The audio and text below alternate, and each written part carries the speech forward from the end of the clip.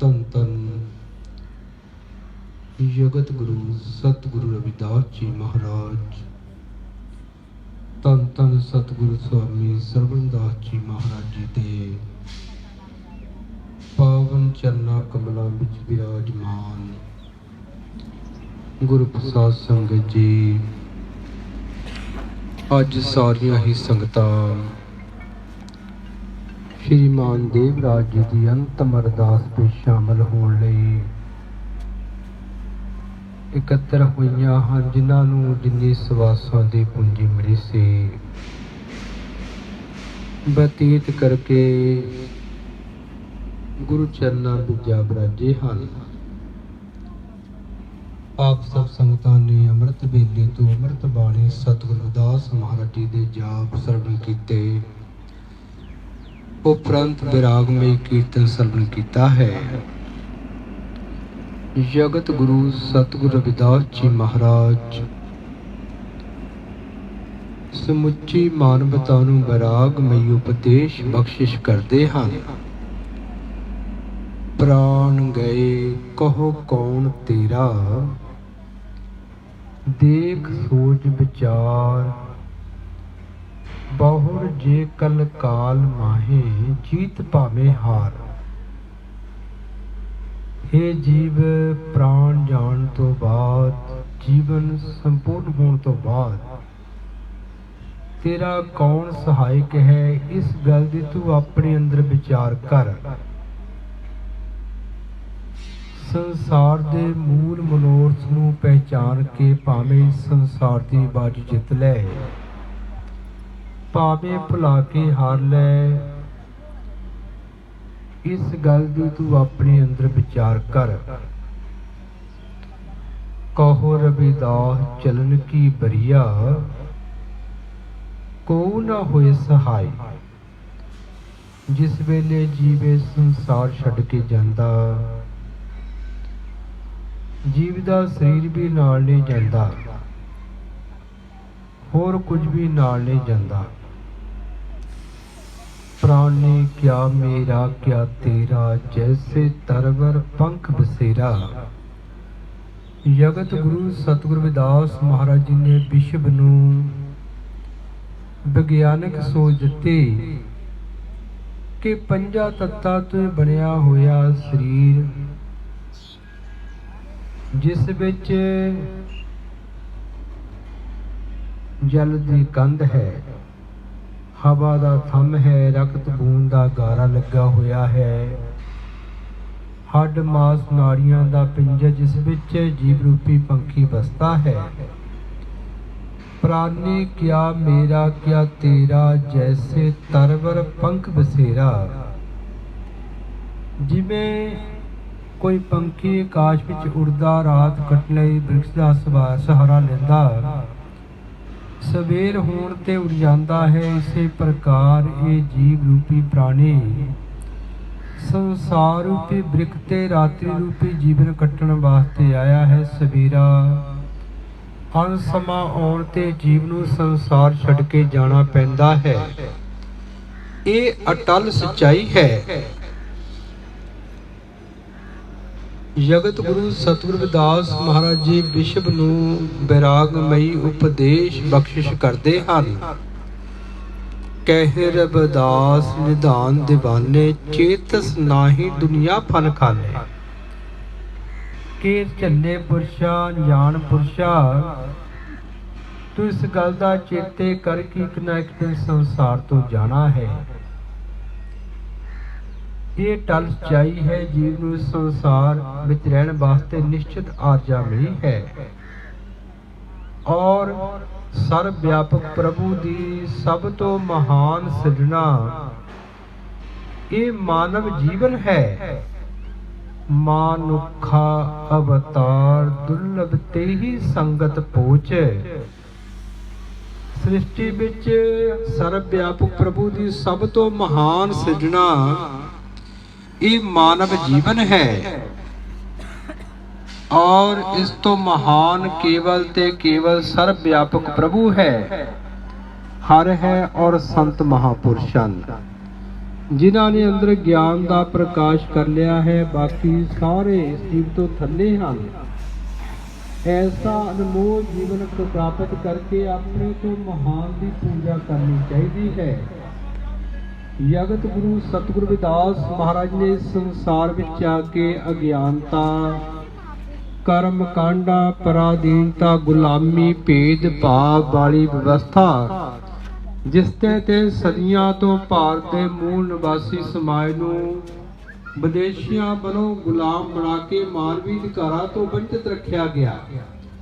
ਜਗਤ ਗੁਰੂ ਸਤਿਗੁਰੂ ਰਵਿਦਾਸ ਮਹਾਰਾਜ ਜੀ ਨੇ ਉਸ ਭੇਦ ਭਾਵ ਵਾਲੀ ਵਿਵਸਥਾ ਦਾ ਖੰਡਨ ਕੀਤਾ ਔਰ ਸਭ ਜੀਵਾਂ ਨੂੰ ਗਿਆਨਵਾਨ ਬਣਨ ਦਾ, ਜੀਵਨ ਵਿੱਚ ਮਿਹਨਤ ਕਰਕੇ ਅੱਗੇ ਵਧਣ ਦਾ, ਆਪਣੇ ਮੂੰਹ ਨਾਲ ਜੁੜ ਕੇ ਰਹਿਣ ਦਾ, ਆਪਣੇ ਮਾਤਾ ਪਿਤਾ ਦੀ ਸੇਵਾ, ਬੜਿਆਂ ਦਾ ਸਤਿਕਾਰ, ਛੋਟਿਆਂ ਨਾਲ ਪਿਆਰ, ਸੰਤਾਂ ਦੀ ਸੰਗਤ, ਹਰਿ ਦਾ ਸਿਮਰਨ, ਵਿਸ਼ਵ ਭਾਈਚਾਰਾ, ਮਾਨਵ ਪ੍ਰੇਮ, ਪ੍ਰਭੂ ਪ੍ਰੇਮ ਔਰ ਪੂਰੇ ਵਿਸ਼ਵ ਨੂੰ ਮਾਨਵੀ ਅਧਿਕਾਰ ਪ੍ਰਾਪਤ ਹੋਣ, ਬੇਗਮਪੁਰੇ ਵਤਨ ਦੀ ਵਿਵਸਥਾ ਦਾ ਵਿਸ਼ਵ ਅੱਗੇ ਸੰਕਲਪ ਰੱਖਿਆ। ਇਸ ਗੱਲ ਦਾ ਇਤਿਹਾਸ ਗਵਾਹ ਹੈ ਕਿ ਜਗਤ ਗੁਰੂ ਸਤਿਗੁਰੂ ਰਵਿਦਾਸ ਮਹਾਰਾਜ ਜੀ ਨੇ ਸ਼੍ਰੀਲੰਕਾ ਤੋਂ ਲੈ ਕੇ ਸਾਊਦੀ ਅਰਬ ਤੱਕ ਵਿਸ਼ਵ ਦੇ ਕੋਨੇ-ਕੋਨੇ ਵਿੱਚ ਜਾ ਕੇ ਸਾਰੀ ਮਾਨਵਤਾ ਨੂੰ ਸਤ ਮਾਰਗ ਬਖਸ਼ਿਸ਼ ਕੀਤਾ। ਕਹਿ ਰਵਿਦਾਸ ਨਾਮ ਤੇਰੋ ਆਰਤੀ, ਸਤ ਨਾਮ ਹੈ ਹਰ ਭੋਗ ਤੁਹਾਰੇ। ਸਤ ਨਾਮ ਦਾ ਪਾਵਨ ਉਪਦੇਸ਼ ਵਿਸ਼ਵ ਦੇ ਲੋਕਾਂ ਨੂੰ ਸਰਵਣ ਕਰਾਇਆ ਔਰ ਇਸ ਗੱਲ ਦਾ ਇਤਿਹਾਸ ਗਵਾਹ ਹੈ ਕਿ ਜਗਤ ਗੁਰੂ ਸਤਿਗੁਰੂ ਰਵਿਦਾਸ ਮਹਾਰਾਜ ਜੀ ਦੇ ਕ੍ਰਾਂਤੀਕਾਰੀ, ਕਲਿਆਣਕਾਰੀ, ਸਮਾਜਵਾਦੀ ਅਤੇ ਅਧਿਆਤਮਕ ਉਪਦੇਸ਼ਾਂ ਨੂੰ ਸਰਵਣ ਕਰਕੇ ਅਣਗਿਣਤ ਰਾਜੇ ਮਹਾਰਾਜੇ ਸਾਰੇ ਵਰਗਾਂ ਦੇ ਲੋਕ ਜਗਤ ਗੁਰੂ ਰਵਿਦਾਸ ਮਹਾਰਾਜ ਦੇ ਚਰਨਾਂ ਵਿੱਚ ਝੁਕੇ ਔਰ ਭਾਰਤ ਦੀ ਸਭ ਤੋਂ ਵੱਡੀ ਕੌਮ ਰਵਿਦਾਸੀਆ ਕੌਮ ਹੈ। ਕਰੋੜਾਂ ਜਗਤ ਗੁਰੂ ਸਤਿਗੁਰੂ ਰਵਿਦਾਸ ਮਹਾਰਾਜ ਜੀ ਦੇ ਪੈਰੋਕਾਰ ਵਿਸ਼ਵ ਭਰ ਵਿੱਚ ਵਸਦੇ ਹਨ ਔਰ ਜਿਨ੍ਹਾਂ ਨੂੰ ਰਵਿਦਾਸੀਆ ਧਰਮ ਵਿਸ਼ਵ ਪੱਧਰ ਤੇ ਪਹਿਚਾਨ ਮਿਲੀ ਹੈ।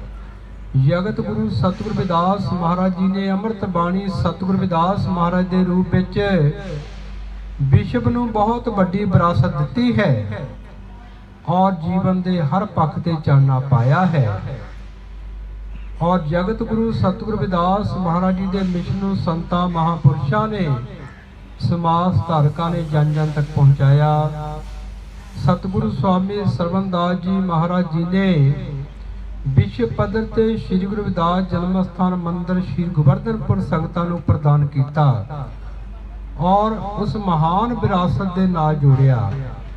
ਸਾਡੇ ਸਮਾਜ ਵਿੱਚੋਂ ਅੱਜ ਤੱਕ ਅਣਗਿਣਤ ਕੁਰਬਾਨੀਆਂ ਹੁੰਦੀਆਂ ਆਈਆਂ ਨੂੰ ਯਾਦ ਨਹੀਂ ਕੀਤਾ ਗਿਆ ਕਿਉਂਕਿ ਦੂਸਰਿਆਂ ਨਹੀਂ ਹੋਈਆਂ।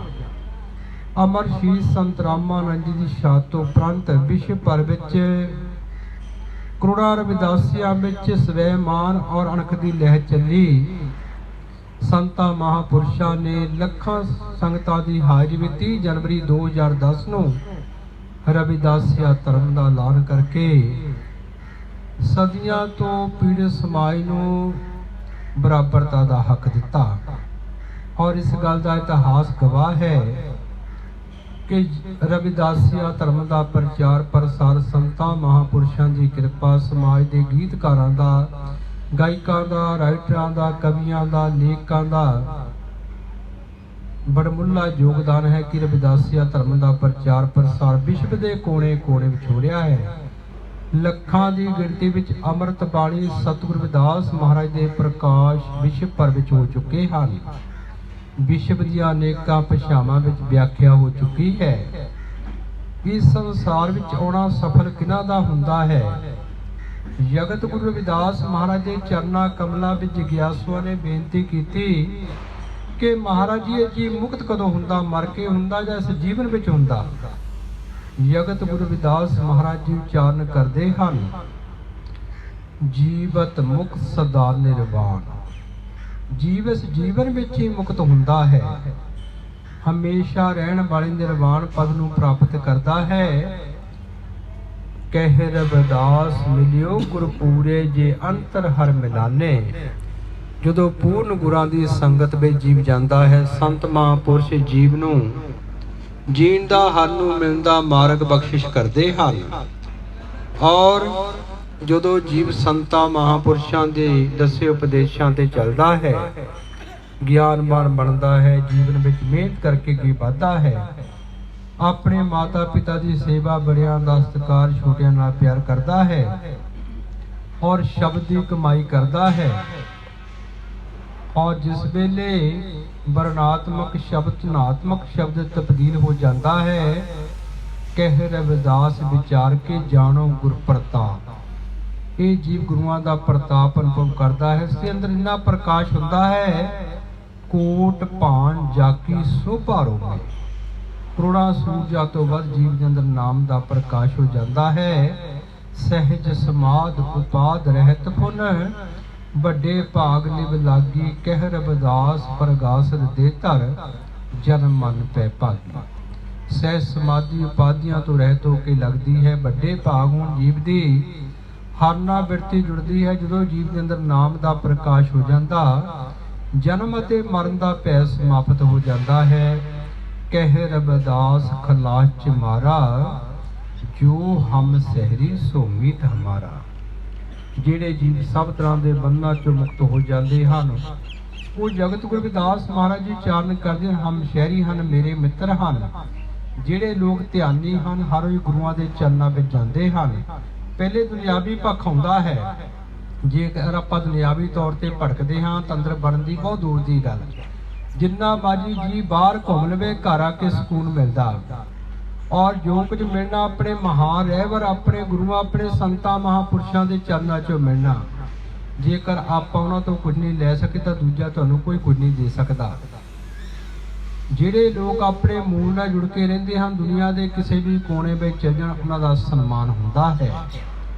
ਤੋ ਗੁਰੂ ਪਿਆਰੀ ਸਾਧ ਸੰਗਤ ਜੀ, ਜਗਤ ਗੁਰੂ ਸਤਿਗੁਰੂ ਰਵਿਦਾਸ ਮਹਾਰਾਜ ਜੀ ਵਿਸ਼ਵ ਦੇ ਐਸੇ ਮਹਾਨ ਰਹਿਬਰ, ਜਿਨ੍ਹਾਂ ਦੇ ਚਰਨਾਂ ਕਮਲਾਂ ਵਿੱਚ ਇੱਕ ਸਮੇਂ 3-3 ਲੱਖ ਲੋਕਾਂ ਨੇ ਨਾਮਦਾਨ ਲਿਆ।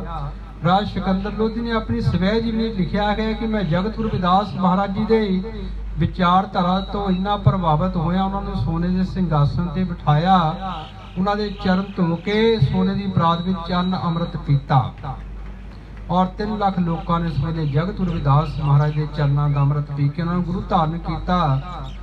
ਔਰ ਸ਼੍ਰੀ ਗੁਰਦਾਸ ਧਰਮ ਸਥਾਨ ਚਮਾਰ ਬਾੜਾ ਜੋਹੜ ਦੀ ਜ਼ਮੀਨ 700 ਕਨਾਲ ਦੇ ਚਰਨਾਂ ਕਮਲਾਂ 'ਚ ਭੇਟ ਕੀਤੀ।